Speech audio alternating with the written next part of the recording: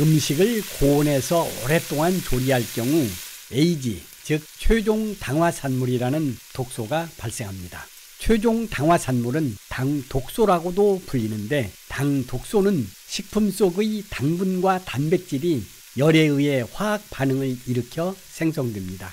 AG를 섭취하면 활성산소와 염증을 증가시켜 당뇨병, 심혈관 질환 위험을 높일 뿐 아니라 치매, 관절염, 골다공증, 노화도 가속됩니다.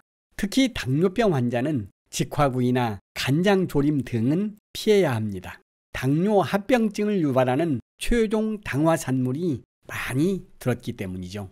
그럼 AG는 어떤 음식에 많고 어떻게 피할 수 있는지 알아보겠습니다.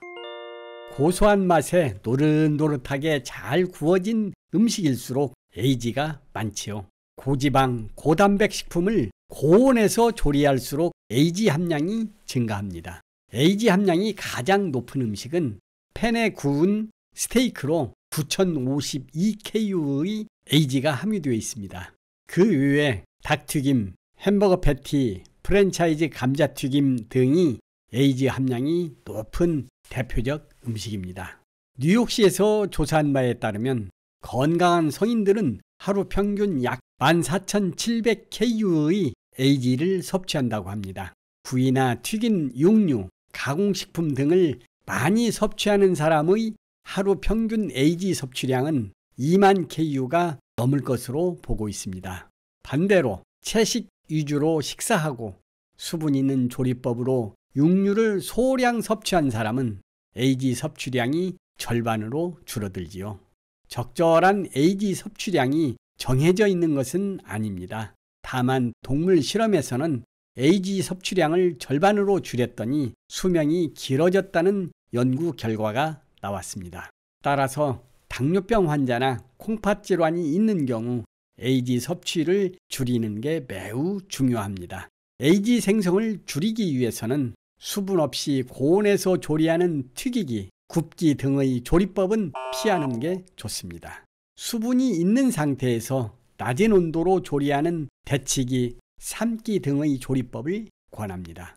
예를 들어 달걀 프라이보다는 오믈렛과 삶은 달걀이 AG 함량이 훨씬 적습니다.